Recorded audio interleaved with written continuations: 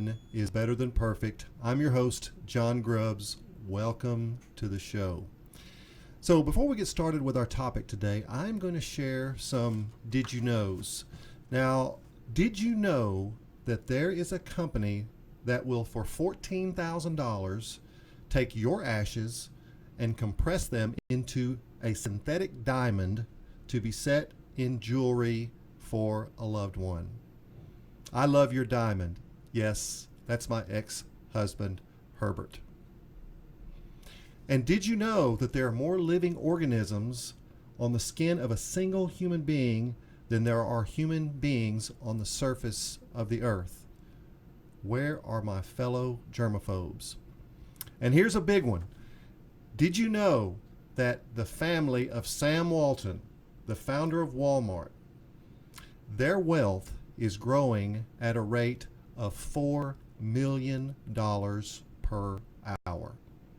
That's right. Every hour, the family of Sam Walton gets $4 million richer. Wow. Just wow.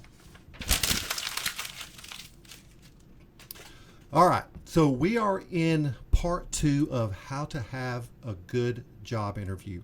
And today we're going to dig deeper into the psychology behind successful interviews. And I'm going to share tips to guide the interview in your favor. These are powerful, and when practiced the proper way, they give you the strong advantage against the average candidate. So are you ready to bring it? Let's go. Number 7, you want to find success in the first 5 minutes of a job interview. Minds are usually made up in the first 5 minutes. So bring energy into the room, smile and be friendly, and say things like, I've been looking forward to this meeting. And don't use the word interview, call it a meeting. It has a completely different connotation than the word interview. Or say, I'm excited to learn more about this team. Malcolm Gladwell says we make subconscious decisions very quickly about others. So use that first 5 minutes to give you that power in the beginning of the interview. Number 8, get on their side. Some interviews become adversarial.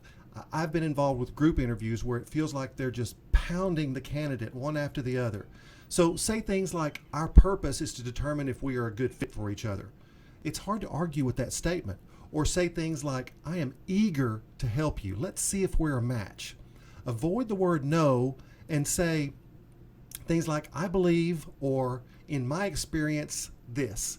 This will help you avoid traps in those difficult interviews that may become somewhat adversarial.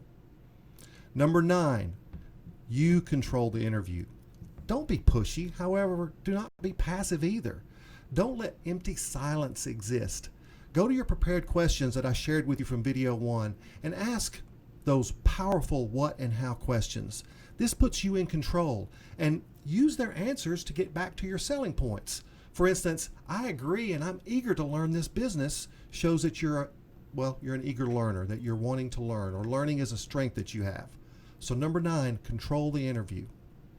Number 10, watch out for out-of-bounds questions, or some HR professionals might call these illegal questions. And you got to remember that not all interviewers are pros. So you may get asked some inappropriate questions such as, are you planning to have children? Now that's out of bounds because, it goes to your freedom as a human being to do what is important to all of us, which is to have a family and to be successful. So when they ask you that out of bounds questions, just go back to something like, I am very committed to my career. If they ask, how old are you? Say, I believe learning and growth is important at all stages of life.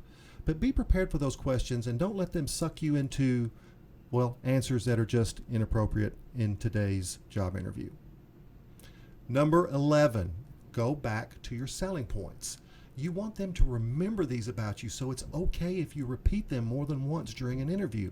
For example, I believe in continuous learning, or have you read the book? And name a book that you're familiar with. Or say something like, I love my routine. I guess that's why I don't miss work often.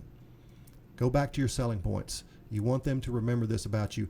If they're interviewing multiple candidates, you want to have something that sticks in their mind about you. Number 12, be positive. You know, there are three types of people. There are people who are protons, there are people who are neutrons, and there are people who are electrons. Neutrons don't have a charge. They're the people that, well, they don't give you a feeling of positivity or a feeling of negativity. Electrons have a negative charge. We know there's a lot of electrons in the world, people that are negative about everything. But remember, protons have a positive charge. Take negative events and share them with a positive charge. For example, you might say, my struggles have made me stronger and more committed to learning and growth. So take anything that may be construed as a negative and make it a positive. Be positive. Number 13, end with a bang. Make sure you leave the interview with them feeling good about you. Say things like, this is exactly the type of job I'm looking for, or it seems like this job is a good fit for my skills. It was great to learn more about your company. Avoid the narrative void. The narrative void is what exists when no one puts something into the discussion or the conversation. So leave a positive charge in the narrative void. Leave a positive charge with the interview being over. Let them remember that, hey, this is a person that I would like to be around or I would like to work with. So end with a bang. Now, we've come to the end of part 2. So if you started with this video, make sure that you go back and watch part 1 next. It's only 8 minutes long and it's well worth your time. This is powerful information that you're getting. And slam the bell to be notified when part 3 is released. Like this video and share it on all your social media platforms. And make sure you subscribe to the channel and make comments below. This series of videos is here because someone who follows my show on a regular basis asked for this content. I committed to you. If you ask for something and I can accommodate, I will provide that learning experience for you. Now, in part 3, I will share concerns over sounding canned and rehearsed. How do you deal with that? I will, of course, share the awesome power of thank you notes and how to handle those properly. And then probably one of the most important things in part 3 that I don't want you to miss is I will share with you how to survive interviews that just seem to go badly. You will become awesome at interviewing. This show is for recovering perfectionists, people who are, well, filled with guilt and shame for not being perfect. And I always want people to remember that done is better than perfect. I'll see you next time.